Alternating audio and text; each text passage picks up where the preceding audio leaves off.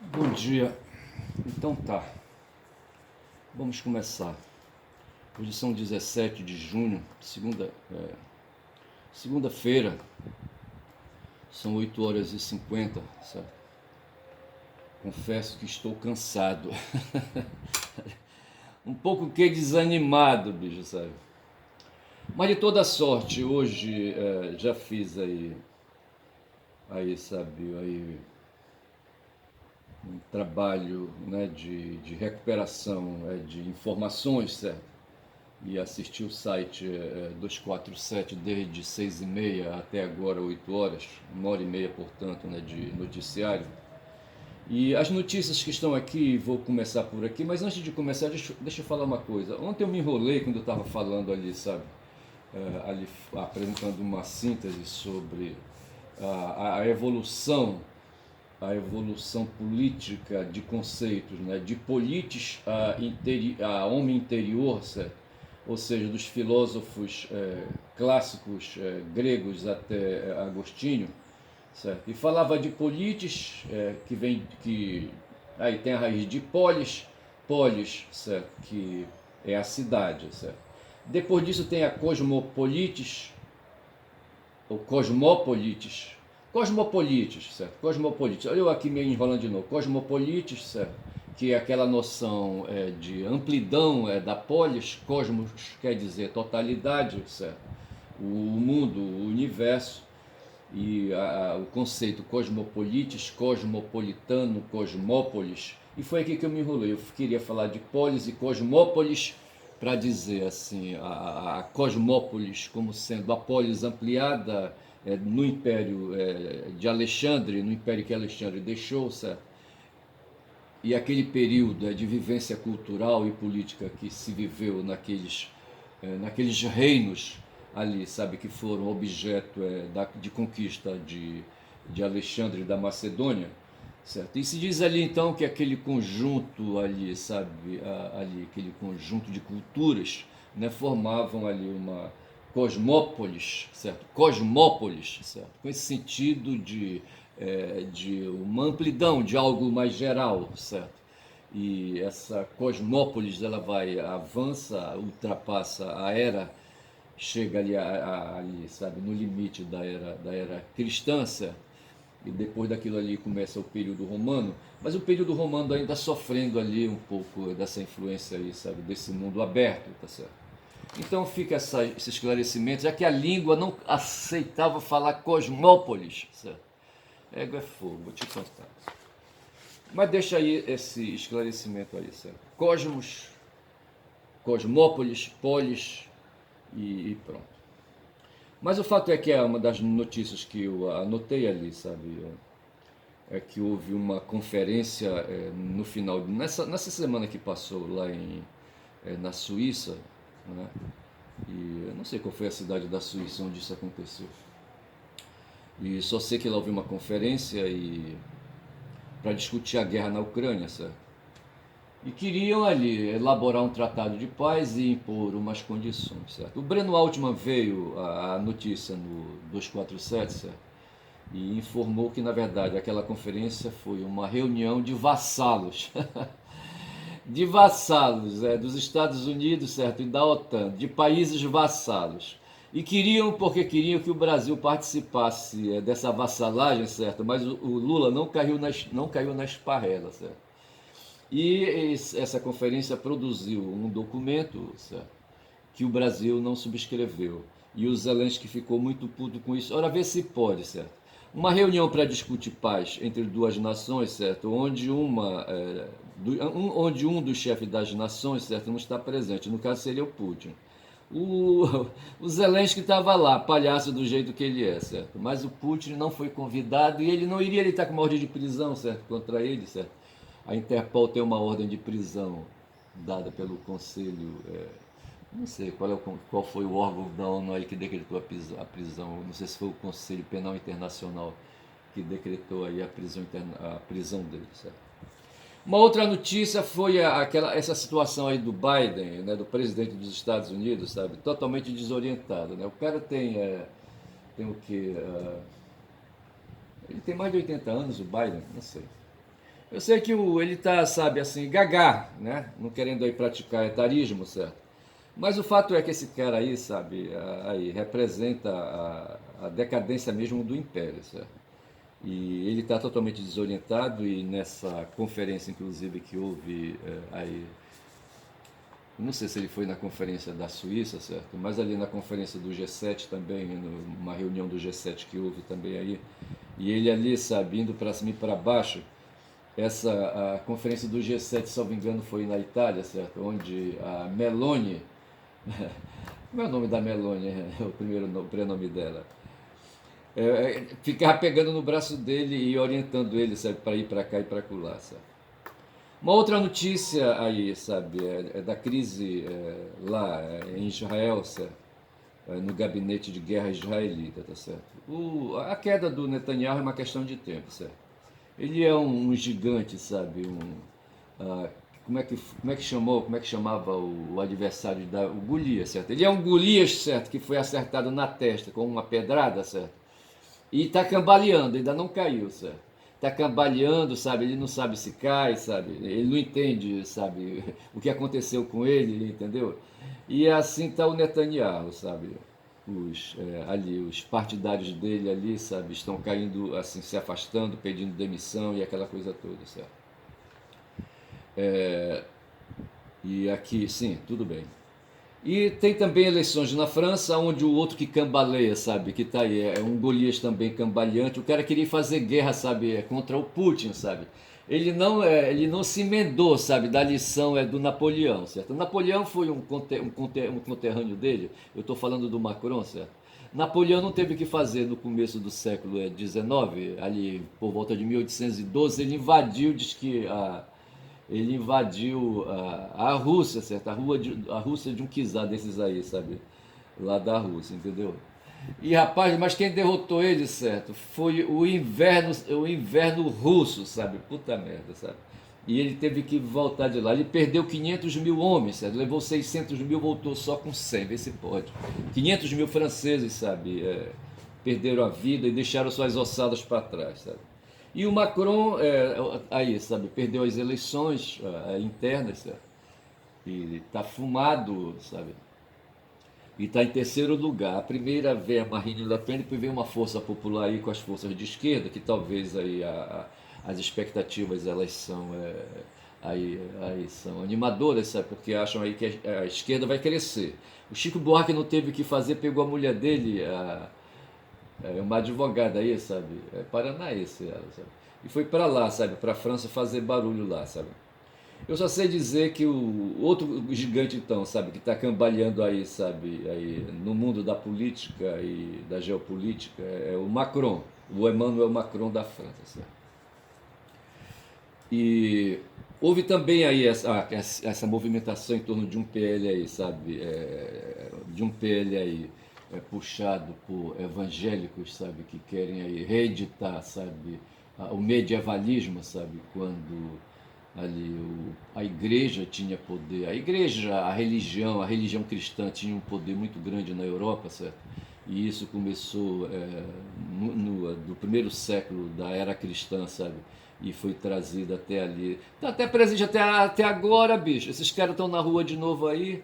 Mas no medievalismo ali, rapaz, a coisa foi pesada, certo? E a Igreja Católica botava para quebrar, sabe? Principalmente ali no período de Tomás de Aquino, no tempo ali também ali das fogueiras, da caça às bruxas, da Inquisição, sabe? Onde não havia liberdade para nada, entendeu? Porra, era fogo. E, e hoje um dos resquícios disso aí, sabe? É uma perseguição que está havendo aí contra as mulheres brasileiras, sabe? Promovida pelas bolsonaristas. A Damaris Alves, sabe, ela está quieta, mas é ela que fica insuflando tudo isso aí, sabe? Mas o fato é que querem aí, sabe, criar um movimento contra o aborto legal, sabe? Mas na verdade estão dizendo aí, sabe, que é para uma medida política para enfraquecer o governo do Lula, tá certo? Mas as mulheres foram para a rua ali, sabe, pedindo aí, sabe, que esse projeto de lei fosse retirado da pauta, fosse arquivado, certo? E pediram também a saída do Lira, do presidente do Congresso, que também é outro gigante aí, sabe, que está cambaleando. Eu acho que eu vou fazer aí o título desse vídeo aí, sabe? Gigantes cambaleando, certo? Cambaleando na política, entendeu? Pensando justamente no primeiro gigante, que é o Netanyahu. Eu não sei, o Biden também, sabe? Poderia ser um gigante aí cambaleando aí, sabe? Mas por motivos mais aí, sabe? Diferentes, né? Essa é a questão da idade dele, sabe? Mas seria o primeiro gigante cambaleando aí nas pernas, certo? O segundo seria o Netanyahu, o terceiro o Emmanuel Macron. Ainda tem o Zelensky também, é outro aí, sabe? Outro gigante cambaleando. E agora aqui no Brasil tem o Lira, sabe? O Lira, né? E as mulheres aí pedem, né, a queda do Lira, sabe? Porque esse cara se empoderou demais, bicho, sabe? Com o governo Bolsonaro, ele aí assumiu, sabe, aí a qualidade de primeiro-ministro, sabe? Tirar essa caneta da mão que eu fico enchendo o saco, eu fico mexendo com os dedos e com a caneta, né? Traduz ansiedade, sabe? Mas assim, esse Lira aí foi empoderado no governo do Bolsonaro, sabe? E foi difumar, sabe? O cara ganhou poder, sabe? Se tornou primeiro-ministro. O Bolsonaro só queria saber de andar de jet ski, de motocicleta, sair por aí comendo farofa, comendo frango, sabe? E se empanzinando, indo para pronto-socorro, ficando com, aí, sabe, com o duodeno dele entupido, sabe? O intestino entupido, sabe? E não sei mais o que. E criando toda essa onda, rapaz, essa falsificação da política, para que coisa horrível, sabe? Esse momento aí que a gente está vivendo, um momento de degradação. O cara foi para os Estados Unidos, bicho, não teve coragem, sabe? Não foi recebido, bem recebido, sabe? Foi lá pro fundo, pro marruela ali, sabe? Do restaurante, sabe? Pro fundo do restaurante comer pizza, ver se pode. Um cara que não vale nada, um desqualificado. E esse cara, rapaz, sabe que aí, sabe? Como ele não vale nada, ele acha que todo mundo não vale nada e quer, sabe? Jogar todo mundo na lama, na merda, entendeu? Porra, vai te fumar, rapaz, sabe? E então tem essa coisa, ele não queria saber de governar e o Lira aproveitou, sabe? Se empoderou, sabe? Distribuiu dinheiro a rodo aí, sabe? Ficou rico, 1000 vezes rico, não morrerá mais de fome, entendeu? E essas coisas todas aí. Aí vem agora ele facilitando a vida, sabe? É outro também, sabe? Que tem uns processos aí, tá enrolado, sabe?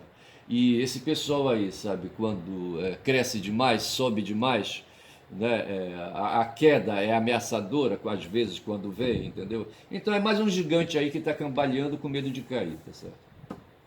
Aí em seguida vem uma outra notícia sobre o Lula e o neoliberalismo, certo? O Haddad, aí, o Lula assumiu prometendo aí, sabe, que iria cuidar bem do país, que ia fazer o país desenvolver, sabe? Tem hoje uma teoria entre o neoliberalismo e o desenvolvimentismo, certo? Quem cunhou essa expressão aí, sabe, foi o Bresser Pereira numa entrevista que ele deu ao 247, aí no Boa Noite 247, onde ele deixou bem claro assim, que a porrada hoje aqui no Brasil, pelo menos, é entre neoliberalismo e desenvolvimentismo. Certo? O desenvolvimentismo quer dizer reindustrialização do país, quer dizer criar empregos para os brasileiros, tá certo? E acabar com essa onda aí de empreendedorismo, aquela coisa assim, sabe? O que nós queremos é emprego formal, empresas com carteira assinada, sabe? E aí mesmo os que fazem hoje trabalho de entrega e de motorista das plataformas aí do Uber, do Cabify, sei lá mais o que é isso, o que se quer, sabe, é carteira assinada, bicho, é isso que se quer, uma certa regularidade aí, sabe, e volta as coisas ao normal, entendeu?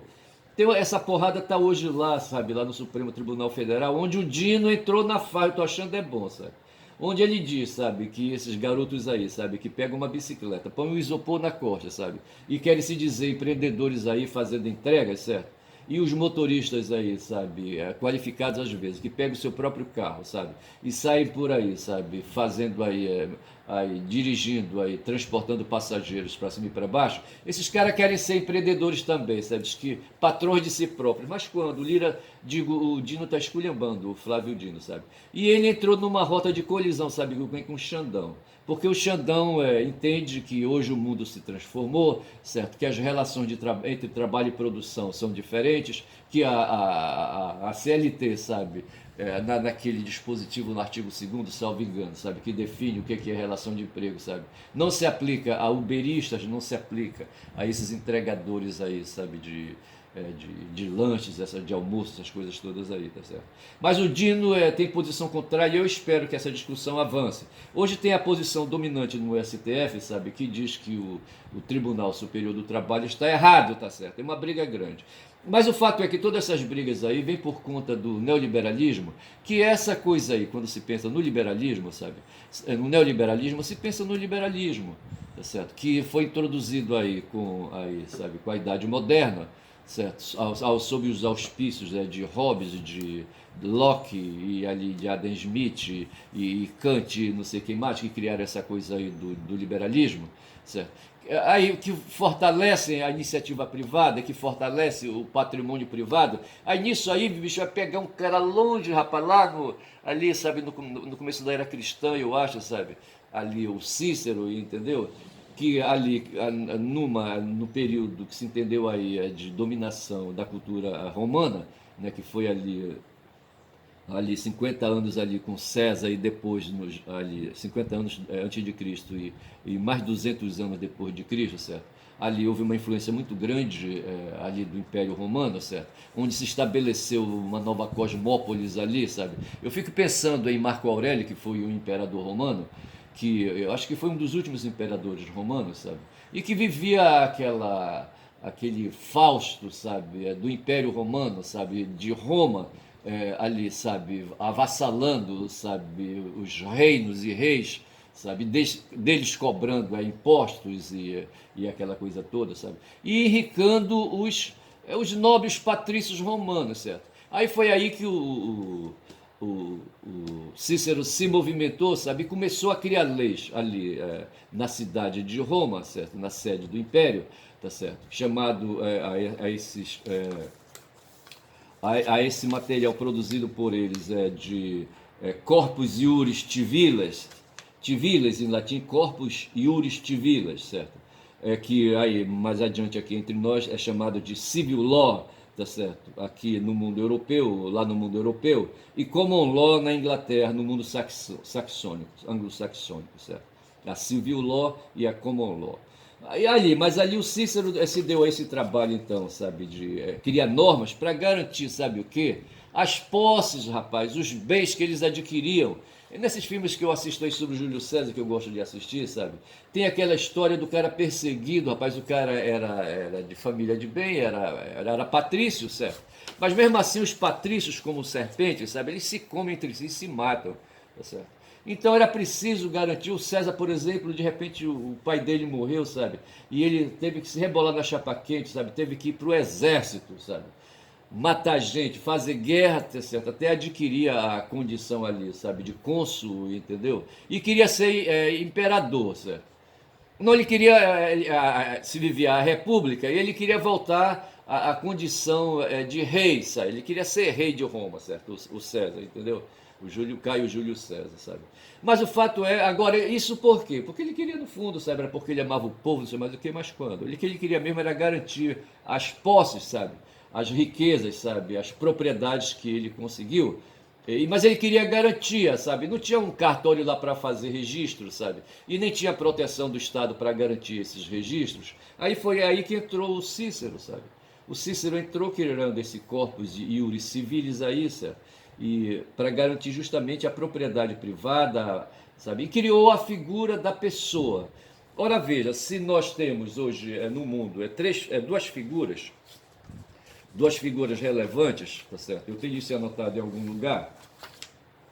Se eu tenho duas figuras relevantes, a primeira que faz face com a sociedade, que é o indivíduo, certo? E a segunda que faz face com o Estado, que é o cidadão. Surge uma terceira figura, que é a figura no mundo jurídico, certo? Que é a pessoa. Né? A pessoa enquanto titular de direitos, certo?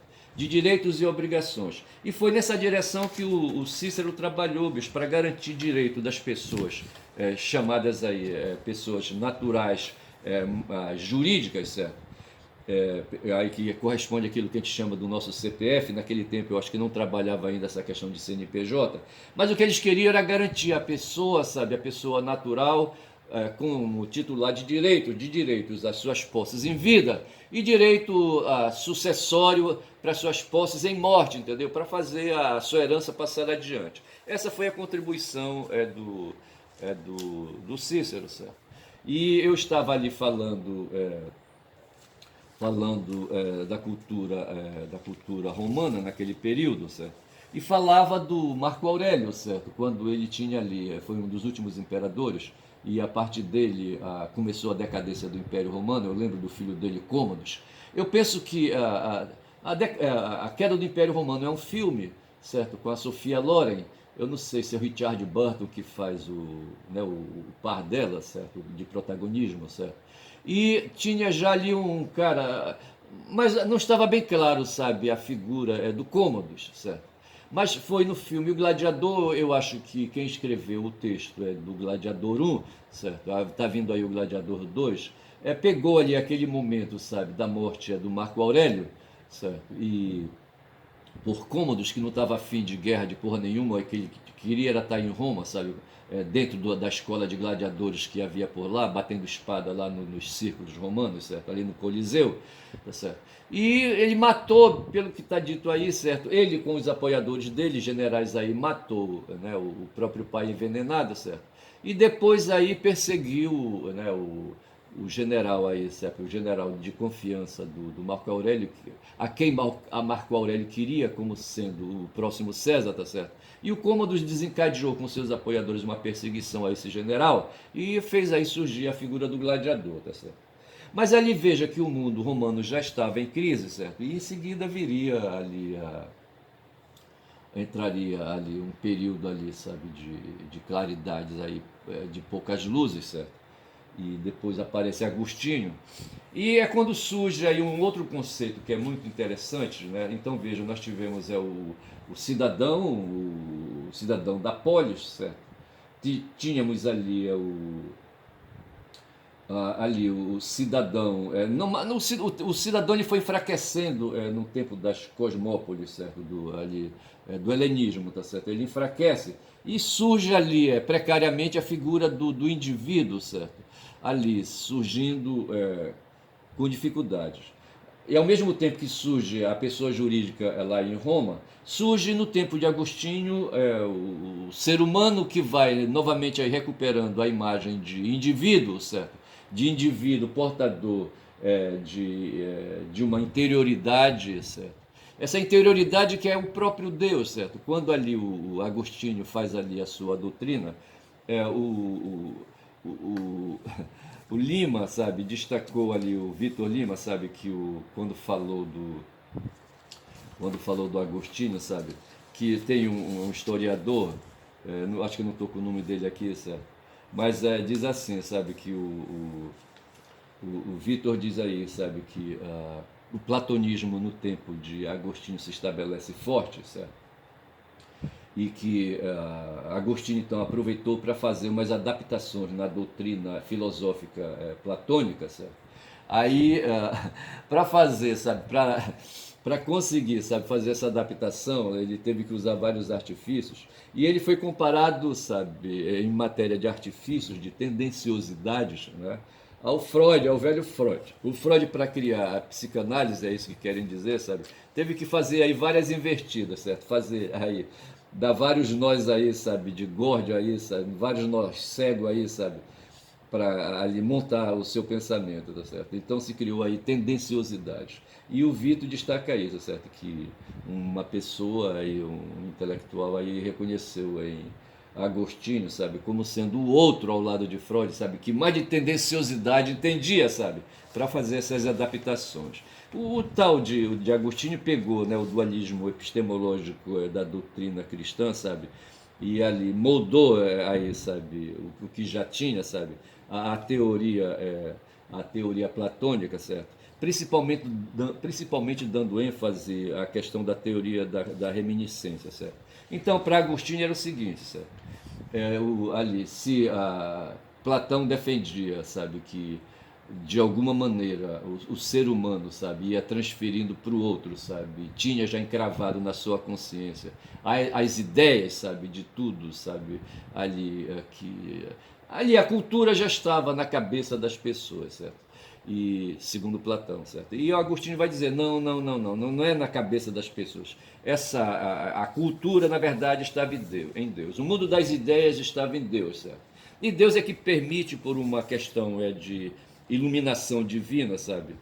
Que esses conhecimentos aí, sabe, inatos, sabe, que não nasceram aí na flor da terra, assim, de novo, certo?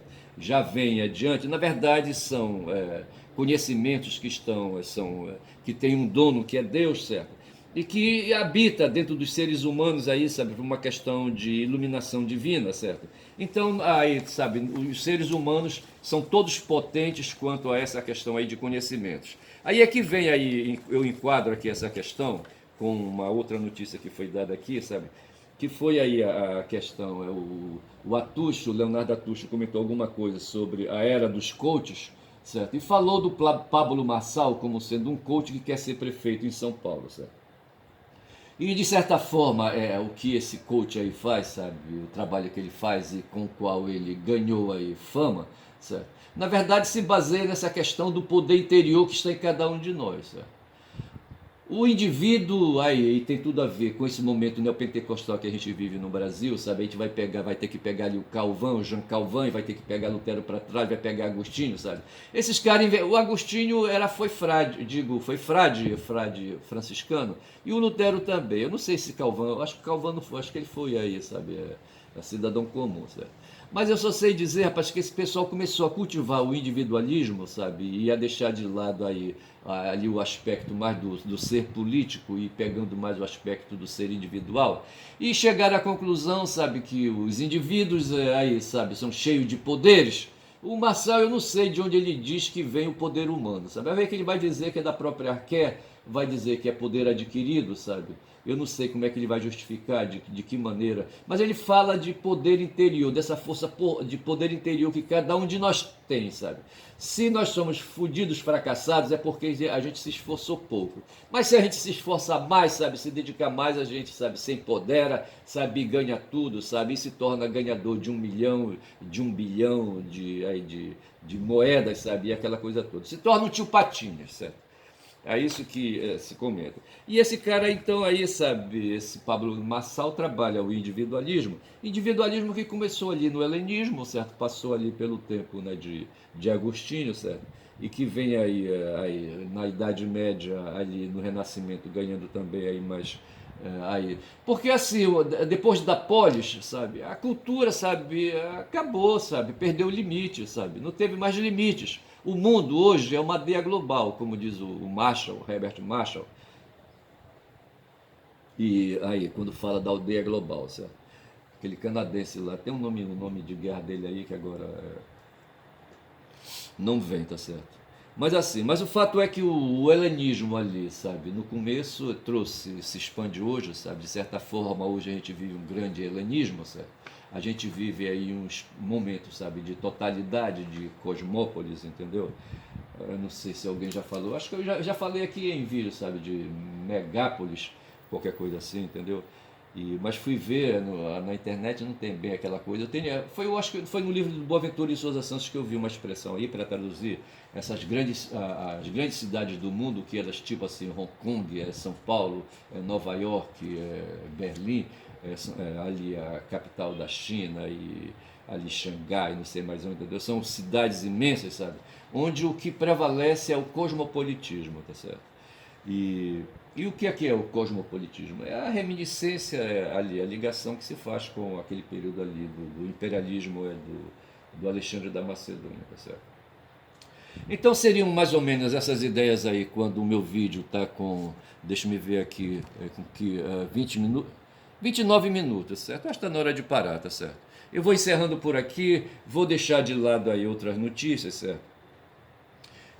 Mas assim, estamos começando uma semana, o Flamengo empatou ontem, sabe? Ali na miséria, sabe? É um time que está muito aí abalado pela ali, falta de atletas ali, sabe? Que foram servir seus países aí na Copa América, sei lá mais onde, entendeu? Mas assim, empatou no último minuto, nos últimos segundos, sabe? Ali um escanteio cobrado, certo? Ali, o Everton mete a cabeça, sabe, desvia ali, todo mundo dentro, sabe, dali da pequena área, sabe, do Grêmio, entendeu? E o gol saiu. Mas é assim, tá certo? Segunda-feira, 17, vamos tocar para frente, tá certo? O mundo precisa, sabe, girar e nós vamos girando junto com ele. Bom dia.